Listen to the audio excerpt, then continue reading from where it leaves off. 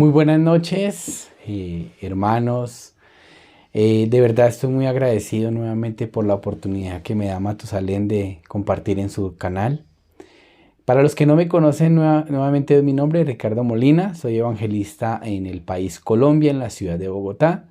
Llevo ya en el Evangelio por la gracia de nuestro Señor Jesucristo desde el año 2011 y Dios me ha permitido aprender muchas cosas acerca del corazón de Dios a través de la Biblia. En mi corazón siempre había muchas preguntas acerca del mundo de Dios, cómo interpretar el mundo del corazón de Dios. Y tenía muchos conceptos cerrados religiosamente. Pero Dios me ha dado una sabiduría a través de la palabra para poder no dejarme orientar por lo que piensan las personas, sino por la palabra que es exacta y no tiene variación, no cambia y está escrita una vez y para siempre. Así saludo a los hermanos que encontré en Perú. Estuve la semana pasada en Lima, Perú, y vi que varios me identificaron por las redes sociales, entonces yo estoy muy agradecido de conocerles. Un saludo nuevamente. También a las hermanas de Estados Unidos que también se conectan con las transmisiones. Y quiero esta noche leer un pasaje en Deuteronomio, el libro de Deuteronomio capítulo 20. Voy a leer desde el versículo 1 al versículo 8 voy a leer. Deuteronomio capítulo 20, desde el versículo 1 al versículo 8. Cuando salgas a la guerra contra tus enemigos, si vieres caballos y carros y un pueblo más grande que tú, no tengas temor de ellos, porque Jehová tu Dios está contigo, el cual te sacó de tierra de Egipto. Y cuando os acerquéis para combatir, se pondrá en pie el sacerdote y hablará al pueblo y les dirá: Oye Israel, vosotros hoy juntáis hoy en batalla contra vuestros enemigos. No desmaye vuestro corazón, no temáis ni os azoréis, ni tampoco os desalentéis delante de ellos, porque Jehová vuestro Dios va con vosotros para pelear por vosotros contra vuestros enemigos, para salvaros. Y los oficiales hablarán al pueblo diciendo: ¿Quién ha edificado casa nueva y no la ha estrenado? Vaya y vuélvase a su casa, no sea que muera en la batalla y algún otro la estrene. ¿Y quién ha plantado viña y no la ha disfrutado de ella? Vaya y vuélvase a su casa, no sea que muera en la batalla y algún otro la disfrute. ¿Y quién se ha desposado con mujer y no la ha tomado? Vaya y vuélvase a su casa, no sea que muera en la batalla y algún otro la tome. Y volverán los oficiales a hablar al pueblo y dirán: ¿Quién es el hombre medroso y pusilánime? Vaya y vuélvase a su casa y no apoque el corazón de sus hermanos como el corazón suyo. Bueno, esta palabra me hizo reflexionar antes de viajar al país de Perú. No sé si todos conocen cómo he recibido un entrenamiento. Dentro de la formación que recibí para ser evangelista, me pidieron 3 cosas. Usted nunca pida, nunca insinúe, nunca mendigue. ¿Por qué? Porque si tengo un padre, ¿a quién debo pedirle? A mi padre. Cuando una persona tiene padre y le pide a otra persona, ¿cómo hace ver a su padre? Como un miserable. O sea, su padre no tiene para darle, entonces tiene que pedirle a otra persona. ¿Cierto? Entonces, de la misma manera, en el entrenamiento que recibimos para el Evangelio, nos pidieron esta condición: no pida, no insinúe, no mendigue. Teniendo esos aspectos así, nosotros teníamos que para todo orar. Para un jabón, para un papel higiénico, para todo tuve que aprender a pedir a Dios. Yo recuerdo que la primera oración fue por un jabón, un papel higiénico y una crema. Un colinos le llaman en otro país, un dentrífico le llaman en otro país. Esa crema dental y ese papel y ese jabón era lo más valioso porque mis integrantes de la familia somos 5. Mi esposa y mis 3 hijos. Yo tengo 2 hijas y un hijo menor. ¿Qué sucedía? Cuando se agotaba esos recursos, pues era como lamentable que mis hijos fueran a buscar papel y no había, o un jabón para bañarse el cuerpo y no había. Yo me sentí muy acongojado. Entonces me puse a orar: Señor, de verdad, no tengo el papel, no tengo el jabón, no tengo la crema. Ayúdeme, por favor. También empecé a contar los cuadritos de papel. ¿Cuántos cuadros de papel me duran o en la semana o en un mes? Entonces era muy chistoso, ¿no? Porque de verdad, cosas que antes yo no me fijaba, empecé a notar que eran indispensables. Pero el Señor me enseñó a través de esa oración que Él me iba a dar todas las cosas. ¿Qué pasó?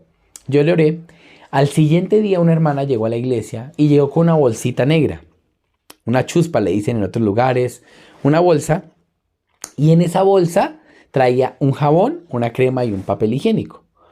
Cuando ella me entrega esa bolsa, ese paquete, se va rápidamente, no me deja ni siquiera darle las gracias. Yo me sentí muy apenado porque la hermana no me dejó dar las gracias. Pero ¿qué pasaba? La hermana luego me confesaba que se sentía apenada de solo poderme dar eso. Lo que ella no sabía es que yo le había pedido a Dios eso. Por ende, cuando yo lo recibí, ¿cómo creen que me puse? Muy feliz de ver de que Dios me había escuchado y me había respondido mi oración. Entonces empecé a practicar. Entonces ya no era solo una crema, sino ya empecé a pedir otras cosas como de más alcance para mis hijos, el colegio, los uniformes, muchas cosas que como padre tenemos que suplir a nuestros hijos. En ocasiones como que pareciera que Dios se tardara, pero a la final Dios siempre respondía. Recuerdo que hace un tiempo tuve una deuda y no teníamos cómo pagarla, pero Dios así respondiendo nos pagó la deuda. Mis hijos fueron testigos de ello. Pero entonces teniendo esa experiencia, para este campamento mundial tenía que hacer lo mismo. Orar y pedir a Dios por el tiquete, te tocaba pedir la ofrenda y la entrada. Entonces yo le decía al Señor, necesito que usted me ayude a ir. Y Dios aparejó todo preciosamente. Antes de irme, me permitió todas las cosas, ¿no? Y estando allá pude ver la manifestación de la obra de Dios. Pero, ¿por qué leí este pasaje hoy? El versículo 1. Cuando salgas a la guerra contra tus enemigos. ¿Ustedes sí sabían que ustedes todo el tiempo están en guerra? ¿Cómo así, evangelista? O sea, ¿cómo así que uno sale y hay guerra? O sea, tengo que salir con pistola, con cuchillo. No, no, no, no, no, no, no. La guerra que el cristiano vive es con el pensamiento. Todos los días usted tiene una guerra entre su pensamiento y la palabra. Usted desde que se levanta sale a la guerra. ¿Por qué? Su pensamiento le dice una cosa, la palabra dice otra. Su pensamiento, ¿qué le dice? Estoy solo, nadie me entiende. Pero la palabra que dice, yo estaré con vosotros hasta el fin de los tiempos. Usted su pensamiento que le dice, soy pecador. Pero la palabra que dice, es justo. Entonces todos los días usted está en guerra, ¿sí o no? Todos los días el justo está en una guerra continua. El cristiano verdadero vive en una guerra continua. El cristiano falso no, porque está dentro de las garras de Satanás. ¿En qué piensa un cristiano falso? En la prosperidad de su ser, de su carnalidad. Tener cosas, tener dinero, tener casa, tener carro, pero no le interesa que su alma progrese. No le interesa alimentar su corazón, no le interesa alimentar su espíritu. Pero el cristiano verdadero, ¿en qué está preocupado? En qué palabra habita hoy en mi corazón. Es más, si hay o no hay palabra. Entonces Dios me está diciendo que cuando salga a la guerra, debo salir con un corazón. ¿Cuál? Versículo 1. Si vieres caballos y carros y un pueblo más grande que tú, no tengas temor de ellos porque Jehová tu Dios está contigo, el cual te sacó de tierra de Egipto. Quiere decir que usted todos los días se va a enfrentar con situaciones que son más grandes que usted. Situaciones familiares, situaciones de salud, situaciones económicas. Todos los días usted se va a enfrentar con ellas. Y en algunos casos lo van a hacer sentir que sacudido. ¿Sí o no? Pero Dios, ¿qué está diciendo? Yo estoy contigo. Luego dice versículo 2. Y cuando os acerquéis para combatir, se pondrá en pie el sacerdote y hablará al pueblo y les dirá: Oye Israel, vosotros os juntáis hoy en batalla contra vuestros enemigos, no desmaye vuestro corazón, no temáis, no os azoréis, ni tampoco desalentéis delante de ellos. La Biblia está diciendo que no se desalienten, que no se desanimen. Pero ¿a usted no les ha pasado que antes de pelear la batalla usted ya está desanimado? Hay un libro que se llama El arte de la guerra. Y en este libro enseñan estrategias de pelea. Pero ¿sabe cuál es la más efectiva? Desanimar al pueblo. Cuando desanimaban a los soldados a través de algo, de pronto herían a un referente fuerte o los hacían entrar en conflicto. Cuando usted desanima el corazón, ya usted está propenso a perder la guerra. Lo primero que una persona pierde no es la batalla, es el ánimo en el corazón. Por eso, hermanos, Usted, si va a pelear la guerra espiritual, debe entender que la guerra espiritual no se pelea con ánimo humano. Muchos a veces se confunden. No, evangelista, yo voy a la iglesia, yo leo la Biblia, yo le oro a Dios. Entonces, por cuando lo visita la situación, porque usted se desanima, porque usted se siente afligido, quiere decir que en su corazón no hay palabra. Dice que Dios está contigo. ¿Qué significa? La palabra no cambia. La palabra siempre está para mí. Por eso una persona no se puede fijar en la situación, sino tiene que fijarse en la palabra, que es la que alienta el corazón. Entonces, versículo 4 dice, porque Jehová vuestro Dios va con vosotros para pelear por vosotros contra vuestros enemigos para salvarlos. ¿Usted en esta noche se siente afligido? ¿Se siente cargado? ¿Se siente difícil? Entonces, hermano, vaya a la palabra y recuerde que Dios está con usted para pelear esta batalla con usted. Pero también aquí hay dos cosas muy importantes en lo que acabamos de leer. Está el corazón que Dios quiere que tengamos, pero está otro corazón. Y esto quiero que lo tengan muy presente. Yo he escuchado hermanos y comentarios de hermanos que por un chisme, que por una mala palabra, se apartan de la iglesia. Bueno, claro está. Matusalén ya les ha explicado qué es iglesia, ¿no? La iglesia es la reunión de los justos, no es el lugar. Cuando digo que se aparta de la iglesia, no es que se aparte del lugar, se aparta de la comunión con los hermanos. Se aparta del recibir esa coinonía entre hermanos. Satanás, ¿cómo quiere destruir a la persona? Apartándola de él. Porque estando solo es más vulnerable. En este campamento Dios me reveló dos cosas. La primera, ¿quién recibe la ayuda de Dios? ¿Usted quiere recibir la ayuda de Dios, hermano? ¿Usted quiere ser una persona que Dios le ayude? Pues primero debe reconocer que en usted no hay, que en usted no puede. Noé, antes de fabricar el arca, por revelación de Dios, tuvo que reconocer que él merecía ser destruido por Dios. Todos los que fueron ayudados por Dios, primero reconocieron que ellos no tenían ninguna condición para ser ¿qué? Aceptados por Él. Aquella persona que se da cuenta de esa condición puede recibir la ayuda de Dios. Aquella persona que no, se alimenta de sí mismo y empieza a generar ¿qué? Una vanagloria. ¿Por qué es vana? Porque la alimenta en su propio ser. Yo puedo, si yo me dedico, si yo pongo de mi parte. No, así no funciona.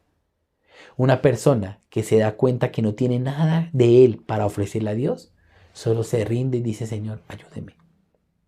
Entonces, en la Biblia, sí o sí me está enseñando, yo voy a la guerra. Usted y yo vamos a la guerra. Si usted recibió la salvación, usted ya es un soldado de Jesucristo que sí o sí todos los días va a la guerra. ¿Me hago entender? Pero también el Señor muestra. Dice acá, versículo 5. Y los oficiales hablarán al pueblo diciendo, ¿quién ha edificado casa nueva y no la ha estrenado? Dice que se regrese a estrenar la casa. Luego dice que quien ha tomado esposa y no la ha desposado, vaya y tómela. Luego dice que, versículo 8, y volverán los oficiales a hablar al pueblo y dirán, ¿quién es hombre medroso y pusilánime? Vaya y vuelva hacia su casa y no apoque el corazón de sus hermanos como el corazón suyo. Resulta que una persona que no recibe el corazón de Dios, ¿sabe qué termina haciendo? Apocando el corazón de los que lo rodean. Aunque los demás tienen la fe, él por no tener la palabra, empieza a transmitir de su corazón. Eso es muy peligroso, hermanos. Muy peligroso. Entonces en este campamento se vio algo muy interesante. Habían los que tenían la posibilidad de ir, habían los que no tenían la posibilidad de ir. Pero en el grupo de los que no habían la posibilidad, habían los que querían ir y los que estaban dudosos. Entonces, dentro del grupo de los que podían ir, habían dos personas. Los que decidieron su corazón y fueron, y los que no les importó y se quedaron. Pero tenían cómo ir. Y dentro del grupo de los que no tenían cómo ir estaban los que decidieron creerle a Dios para ir y los que se dejaron llenar de su pensamiento y al fin no fueron. ¿Qué pasó con los dos grupos? En ambos grupos se vio algo muy interesante. ¿Qué? En el primer grupo de los que tenían pero no tenían la fe, empezaron a llenar de pensamientos al otro. Uy, es que eso es muy caro. Y es que, hijo de madre, es que eso siempre son varios dólares y esa vaina. Y empiezan a hacerle su matemática. ¿Y sabe qué hicieron astutamente? Ellos empezaron a crear un plan alterno al del propósito del campamento. El campamento mundial, ¿para qué lo creó Dios? Para unir el corazón de los justos en un solo lugar y unirnos como hermanos para la propagación del evangelio. Ese es el propósito, no es un turismo, no es un trampolín para pasear o para conocer un país, sino para unirnos como hermanos. En beneficio de ello, en esa comunión, pues uno visita, comparte, lo llevan a comer. ¿Sí me hago entender? Pero la principal es unir el corazón. Pero estos hermanos que no tienen el corazón hicieron un plan aparte dentro del campamento. Y empezaron fue solo a buscar turismo, oportunidad para muchas cosas, pero para su carne. Qué triste, ¿no? Y dentro de los que no fueron, habían dos tipos de corazón. El que estaba como con el que sí voy, como que en el que voy, y el que sí quería ir. Pero había un caso muy particular que me pasó a mí, porque uno de mis hijos quería ir al campamento. Pero yo que pude identificar en el corazón de él, hijo, no es conveniente que en este caso vayas. No con ese corazón. Claro, mi hijo no me entendía, porque pues lamentablemente uno como padre ve unas cosas que los hijos no ven. Pero afortunadamente mi hijo no fue. ¿Saben por qué digo afortunadamente? Porque allá fue unos jóvenes que lograron ir con el mismo corazón que tenía mi hijo. Pero yo vi cómo perdidamente se dejaron arrastrar por muchas cosas allá y terminaron haciendo cosas que no tenían que hacer dentro del evento. Entonces yo le agradecí a Dios, gracias por guardar la vida de mis hijos, porque no era el momento. Pero para otro campamento que me invitaron, que es el próximo año en enero, voy a ir con los 5. Vamos a ir los 5 a Sucre, a Bolivia. Y ya yo sé que hay otro propósito para ir allá los 5 y Dios nos va a aparejar todo para que vayamos los 5.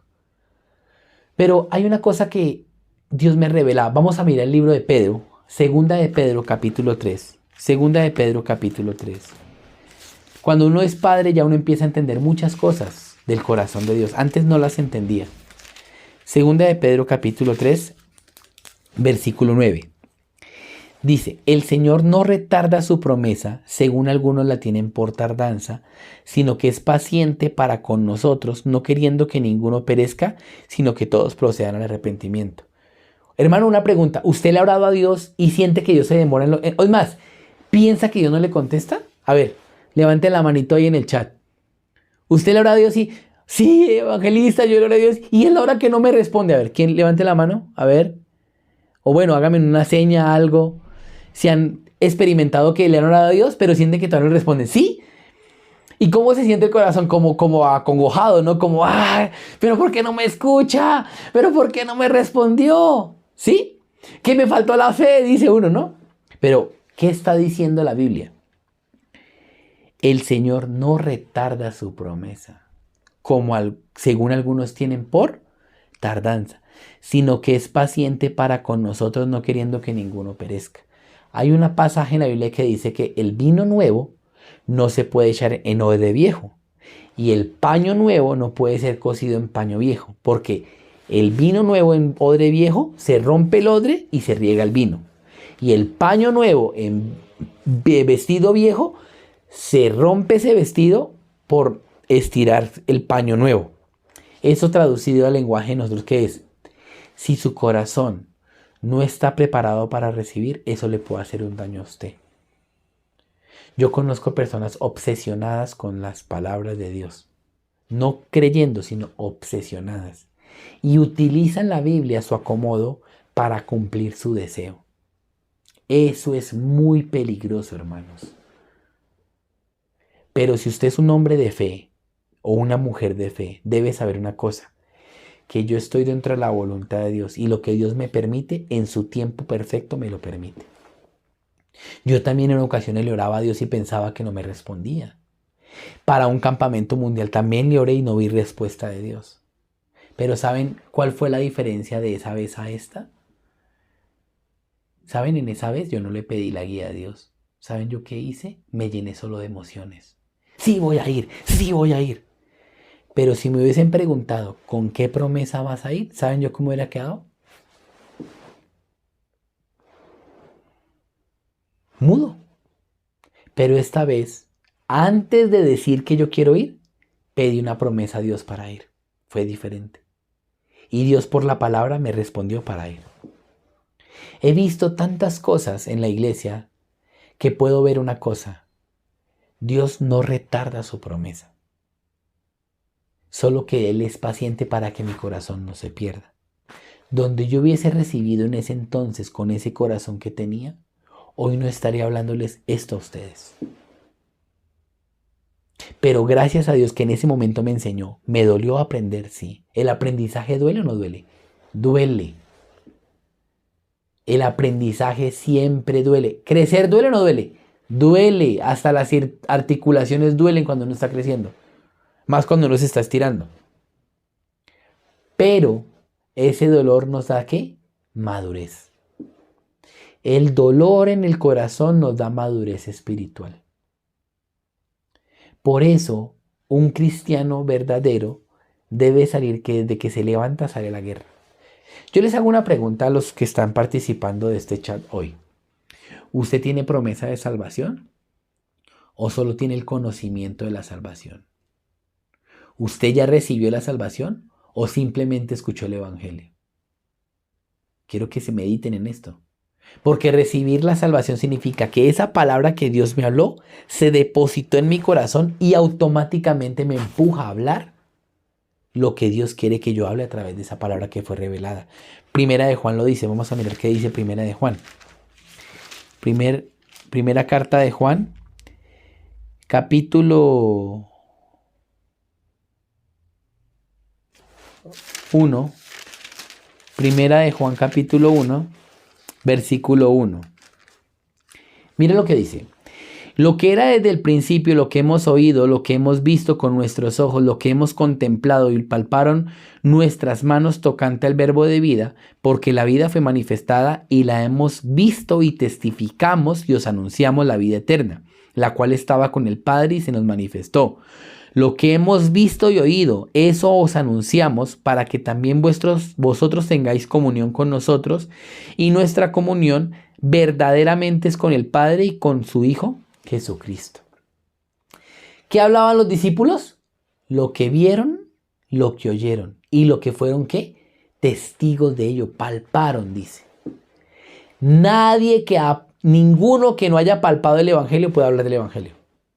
Le van a hablar de muchos términos escatológicos, de hermenéutica, le van a hablar de griego, arameo, le van a hablar de una serie de babosadas, qué pena la palabra, pero son barrabasadas solo para enredar al pueblo con falacias. Pero el verdadero siervo de Dios habla lo que ha visto, lo que ha oído, lo que ha palpado a través de la palabra. Si usted no ha palpado la palabra, si no ha palpado el corazón de Dios, usted no puede decir que es hijo de Dios. Puede que haya escuchado algo del evangelio, pero solo el que lo ha palpado puede testificarlo con veracidad. Entonces, ¿Dios qué quiere? Que no nos llenemos nuestra cabeza de emociones, de prejuicios, sino que tengamos la certeza, porque Dios es verdad y todo hombre mentiroso. ¿Qué significa esto? Que Dios sí o sí lo que Él dijo hizo. Vamos a mirar Génesis capítulo 1. Génesis capítulo 1. Vamos a mirar cómo termina unos versículos de Génesis capítulo 1. Vamos a mirar el versículo 11. Después dijo Dios, produzca la tierra hierba verde, hierba que dé semilla, árbol de fruto, que dé fruto según su género, que su semilla esté en él sobre la tierra. Y fue así. Sigamos mirando más adelante. Versículo 15. Y sean por lumbreras en la expansión de los cielos para alumbrarlas sobre la tierra, y fue así. Versículo 24. Luego dijo Dios: produzca la tierra seres vivientes según su género, bestias y serpientes y animales de la tierra según su especie, y fue así. ¿Qué significa esto, hermanos? Que lo que Dios dijo cumplió. Lo que Dios dijo, su palabra que salió de la boca de Dios, se cumplió e hizo lo que Él dijo que iba a hacer. Pero ¿por qué en mí no se cumple, evangelista? ¿Por qué llevo tantos años orando por lo mismo y no se cumple? No es que no se cumpla. Él primero debe cambiar tu corazón. Debe quitar ese odre viejo y darte un odre nuevo para que puedas recibir la palabra. Entonces deja de ya golpearte en el pecho y decir: Dios no me escucha, Dios no me ama. Y empieza a considerar: ¿qué corazón tengo frente a la palabra? Pero si Dios todo lo que habló lo ejecutó, ¿por qué en mi corazón no pasa igual? Eso nos lleva a considerar muchas cosas. Entonces, salir a la guerra, ¿qué significa? Que todos los días mi pensamiento me va a atacar, desde que me levanto hasta que me acuesto. Pero ¿usted con qué va a contraatacar, hermano? ¿Ustedes han jugado ping-pong? Cuando uno juega ping-pong, lanza la pelota. ¿Qué es lo que tiene que hacer el rival? Pues devolverla. ¿Sí o no? Porque si no la devuelve es punto para mí. Satanás todo el tiempo nos manda pensamientos. ¿Y usted qué tiene que hacer? Devolvérselos. Con la raqueta de la fe. Evangelista, yo no sé jugar ping-pong. Para eso está la iglesia y los cielos, para que le enseñen a jugar. Usted no está solo, hermano. Tiene la iglesia y los siervos que le van a enseñar a jugar ping-pong espiritual. Amén. Su pensamiento lo va a atacar de día y de noche. Pero la palabra prevalecerá para siempre. Esa no cambia. Cuando yo logro conectar mi corazón con la palabra, cuando yo logro unir mi corazón a la palabra, mis oídos espirituales, mis ojos espirituales se abren al mundo de Dios. Mientras tanto, no. Porque Satanás continuamente me va a querer, ¿qué? Engañar. ¿A qué vino de Satanás? Robar, matar y destruir. Yo les hago una pregunta. ¿Satanás puede destruir mi carne? ¿Ustedes qué opinan? No puede. A menos de que Dios le permita. Entonces, vamos a mirar Job, capítulo 1. Job, capítulo 1. El libro de Job, capítulo 1.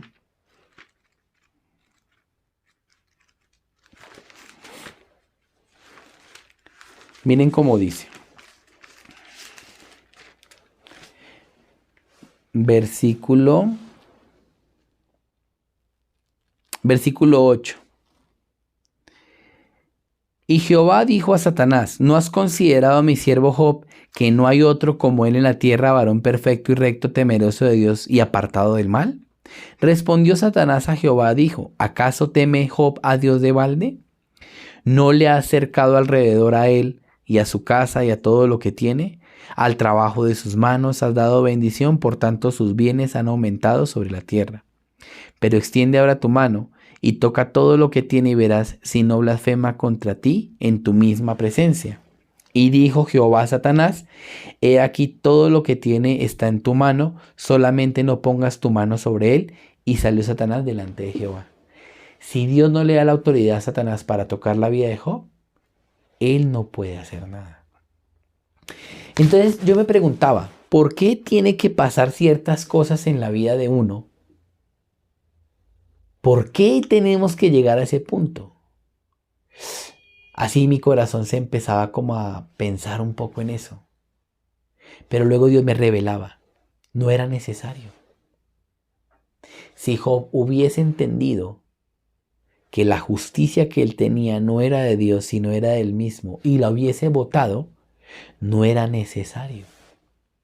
Pero Job tardó 42 capítulos para entender que, vamos a mirar, cuando tengan tiempo hacemos un estudio de la vida de Job.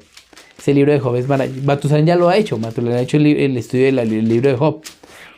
Quiero que vuelvan a escuchar ese video, es espectacular. Job 42, versículo 1. Respondió Job a Jehová y dijo: Yo conozco que todo lo puedes y que no hay pensamiento que se esconda de ti. ¿Quién es el que oscurece el consejo sin entendimiento? Por tanto yo hablaba lo que no entendía, cosa demasiado maravillosa para mí que yo no comprendía.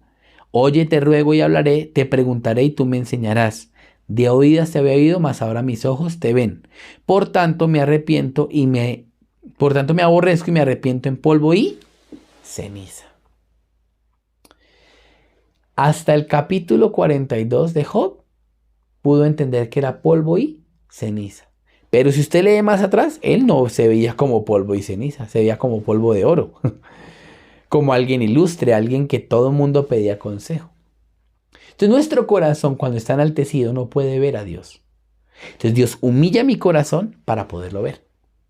Por eso es necesario la situación, para humillar mi corazón y poder reconocer a Dios. Amén. Nosotros en la Biblia vamos a encontrar diferentes pasajes donde la Biblia nos enseña qué significa humillar el corazón. Porque muchos de nosotros no sabemos humillar el corazón y lamentablemente vivimos en nuestro pensamiento, arraigados a nuestro ser. Por eso en el libro de Isaías, vamos a mirar qué dice Isaías capítulo 55. Isaías capítulo 55, versículo 7. Deje el impío su camino y el hombre inicuo sus pensamientos y vuelva hacia Jehová, el cual tendrá de él misericordia, el Dios nuestro, el cual será amplio en perdonar. La primera parte dice, deje el impío, ¿qué? Su camino. Yo le preguntaba a los hermanos, ¿cómo se hace un camino? Caminante no hay camino, se hace camino al andar. Hay una canción que dice así. ¿Qué significa eso? Para que sea un camino es porque usted muchas veces ha pasado por él. ¿Me hago entender? Entonces, cuando una persona lleva mucho tiempo siguiendo su pensamiento, ya ha hecho un camino de él. Se le hace normal vivir así. Entonces, cuando llega la palabra y le estorba el camino, le interrumpe el camino, la persona rápidamente ¿qué? Se molesta. ¿Sí o no? Se enoja. Por lo general nuestros hijos quieren tener su camino. Yo hago así. Pero el padre ¿qué hace? Le estorba el camino. Entonces el hijo ¿qué hace? Gracias padre porque me has estorbado. ¿Así dice el hijo? ¿Por qué te metes en mi vida? ¿Por qué me estorbas mi vida? ¿Por qué no me dejas hacer mi vida? ¿Sí o no? Pero el camino que él lleva, el padre que se da cuenta, por ahí no es. Entonces Dios sabe que nuestro camino es equivocado. ¿Pero qué hacemos nosotros? No, yo conozco mi camino. Pero dice diciendo, tu camino no deja que te acerques a mí. Bótalo, desecha tu camino y ven a mí. Toma mi camino. En Efesios capítulo 2, versículo 10, miren cómo dice. Vamos a mirar Efesios capítulo 2, versículo 10.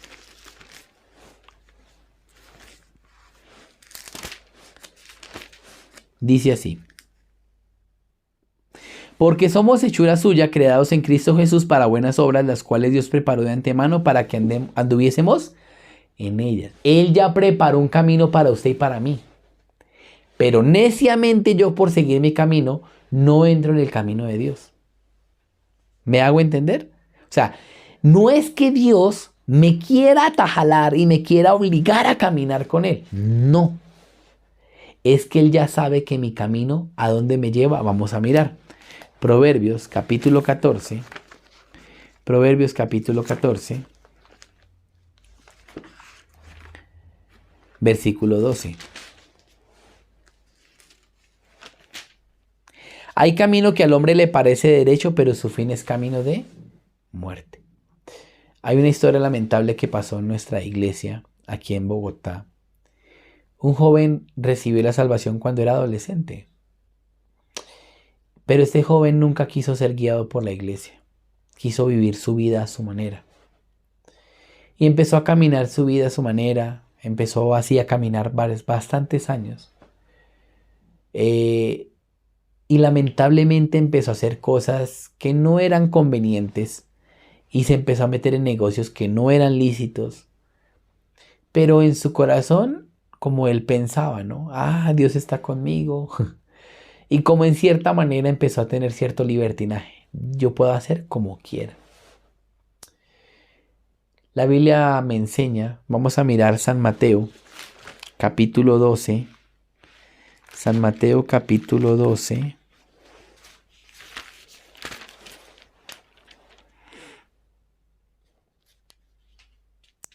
Permítame.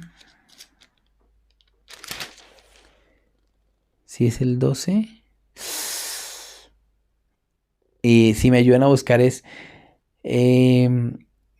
si tienes problemas, como dice así más o menos, que trátalo como gentil y publicano, es la palabra clave, y sobre ese contexto está hablando. Pero no recuerdo si es el 12. Habla de que si tu hermano hace mal, ve con él, habla con él. Si él no te escucha, busca 2 o 3 testigos para hablarle. Si no los escucha, dice que vaya a la iglesia. 18, 17. Eso. San Mateo capítulo 18, versículo 10. Vamos a leer desde el 15. San Mateo capítulo 18 desde el 15. Vamos a leer desde el 15. Por tanto, si tu hermano peca contra ti, ve y repréndele estando tú y él solos. Si te oyere, has ganado a tu hermano. Mas si no te oyere, toma aún contigo a 1 o 2, para que en boca de 2 o 3 testigos conste toda palabra. Si no los oyere a ellos, dilo a la iglesia. Y si no oyere a la iglesia, tenle por gentil y publicano. ¿Qué significa esto? Este hermano le hablaron muchas personas, pero él no quiso atender. Entonces la iglesia, ¿qué hizo? Bueno, ve allá y haga como quiera. Entonces el hermano empezó a vivir su vida como quiso, haciendo las cosas que él consideraba. Aún yo lo encontraba y le hablaba. Venga, conversemos. Cuando me invita a su casa, hacemos un estudio bíblico. Siempre estaba ocupado en sus negocios, sus asuntos. Y lamentablemente hace poco lo mataron. Cuando le comentaron al siervo, él decía, ¿qué hacía un justo ahí? Porque un justo estaba ahí. ¿Qué significa? El justo tiene la sensibilidad de Dios para huir del peligro. El insensato no huye del peligro, se mete en el peligro. Proverbio lo enseña, ¿no? Entonces, ¿qué sucede? Cuando una persona no quiere ser guiada por Dios, le queda solo la destrucción. Aunque su alma no se pierde porque ella es justa, pero lamentablemente su cuerpo tiene que ser destruido por amor a su alma. Pero es muy lamentable eso, porque ¿qué testimonio queda en él? Por ejemplo, vamos a mirar la vida de Lot. ¿Recuerdan a Lot? El justo Lot. Pero ¿cuál fue su vida? Una vida muy miserable. Su esposa se convirtió en estatua de sal. Sus hijas lo violaron. ¿Qué clase de testimonio es ese? ¿Pero era justo o no era justo? Era justo. Y se sentía abrumado por la nefanda conducta de los impíos. Entonces, ¿está ese justo que vive como un cobarde? ¿O está el justo que vive como un guerrero, como el rey David, que sobrepasó batallas por la fe? Usted tiene que decidir con qué corazón quiere vivir. ¿El de afrontar la batalla y gloriarnos en la victoria que Dios me da? ¿O como un cobarde, huyendo de la situación? Hermanos, ¿usted quiere activar el poder de Dios? Enfrente situaciones que sobrepasan su manera, su fuerza, su pensamiento. ¿Qué me impresionó a mí? Vamos a mirar Génesis capítulo 6. Génesis capítulo 6.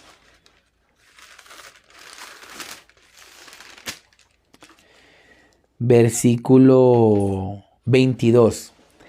Y lo hizo así Noé, hizo conforme a todo lo que Dios le mandó. Este versículo me impresionaba porque Dios que le mandó a Noé hacer un arca. Primera cosa, ¿ustedes qué creen? ¿Noé sabía que era un arca? ¿Alguno en esa época sabía que era un arca? Nadie sabía.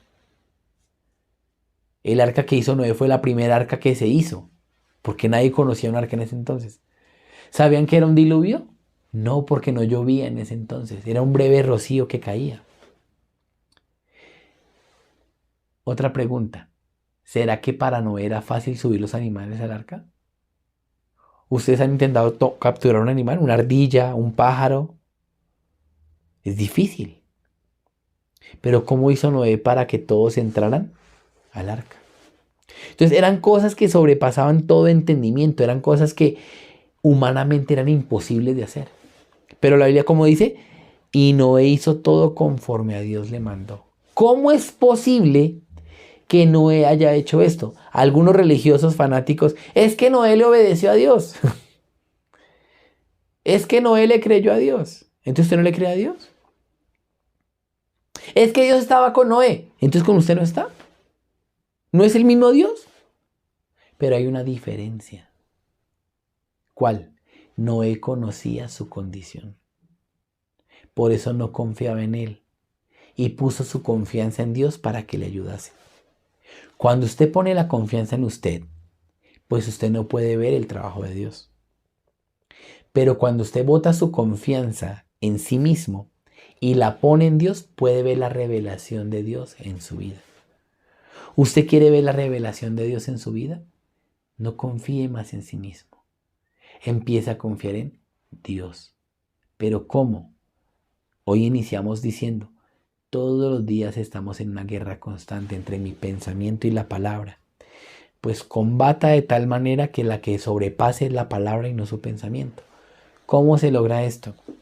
Tiene los devocionales, lectura bíblica, comunión, prédicas, muchas herramientas. Si se siente tan sacudido su corazón, pida la ayuda a la iglesia. Hay varios hermanos en el mundo que le pueden ayudar. Usted no está solo. Matusalén, necesito una comunión urgente, me pasa esto. Puede que él no lo pueda atender directamente, pero él remite a otro justo que le pueda asesorar, porque él tampoco está solo. ¿Me hago entender? Entonces, hermanos, no estamos solos, Dios está con nosotros. Y dejó una gran nube de testigos para ello. Vamos a mirar Hebreos capítulo 12. Hebreos capítulo 12. Hebreos capítulo 12, versículo 1. Por tanto, nosotros, también teniendo en derredor nuestro tan grande nube de testigos, despojémonos de todo peso y del pecado que nos asedia, y corramos con paciencia la carrera que tenemos por delante. ¿Cómo yo me quito el peso? Versículo 2. Puesto los ojos en Jesús. Cuando usted pone los ojos en Cristo, quita el peso de su corazón. Cuando usted pone los ojos en sí mismo, pues queda atrapado en su ser. ¿Me hago entender? Aprendamos a poner la vista en Dios, en Jesucristo, para que sea Él el que nos dé la fuerza, para que sea por medio de Él que sobrepasemos nuestras dificultades. Ahora, como les contaba, hace poco fui a Perú, ¿no? Pero ahora estoy orando para ir a Corea, pero también quiero ir a Estados Unidos. Pero pude ver, así como Dios me llevó a Perú, me puede llevar a cualquier parte del mundo. ¿Dónde está el problema? En mi corazón. Ahora nos invitaron a un retiro en México. De una vez hago la invitación del 28 al 31 de marzo. Vamos a tener en Ciudad de México un retiro espiritual con muchos justos de Latinoamérica. Imagínese, va a conocer justos de toda Latinoamérica y nos vamos a reunir en México. ¡Qué gran privilegio! Desde ya prográmese. Del 28 al 31 ya separa esos días, es Semana Santa, para algunos es vacaciones. Aprovechen y vamos y reunimos todos los justos y vamos a ver gran avivamiento. Eso sí es un avivamiento, porque toda la iglesia se une y despierta el corazón. Así el corazón se activa, alguno que esté apocado abre su corazón, ensancha su corazón, ver la obra tan grande de Dios. Para mí este encuentro en Perú fue precioso porque me encontré con hermanos de Perú que se han conectado a través de TikTok. De verdad fue muy maravilloso verlos. Así nos abrazaban como si nos conocieran de años. Porque esa hermandad, ¿quién la da? Cristo a través de su palabra. Entonces ya no vivamos por nuestro pensamiento, vivamos por la fe. combatamos esta guerra juntos. Peleemos esta guerra. Y aquellos que tengan corazón apocado, dice, no sigan ese corazón. Sigan el corazón de aquellos que pelean por la fe. Amén. Satanás quiere destruirnos, pero como ya no nos puede arrebatar, porque ya no somos de él, entonces no quiere que vivamos en la paz de Cristo, que no quiere que vivamos en el gozo del Señor. Él tiene envidia de los justos. ¿Sí sabían? ¿Por qué creen que quiso engañar a Adán y a Eva? Porque le dio envidia de todo lo que Dios le dio a ellos. Y eso mismo nos entregó a nosotros. Ahora, cuando lo dio a Adán y Eva para que lo administraran y se lo robó, Jesucristo lo recuperó. Ahora, ¿quién lo tiene? Jesucristo. Y para activarlo, ¿qué toca estar? Con Cristo. Por eso, separados de Él nada podemos hacer, pero con Él somos más que vencedores por aquel que nos amó. Amén. Es importante unir el corazón con la palabra, con el Señor Jesucristo.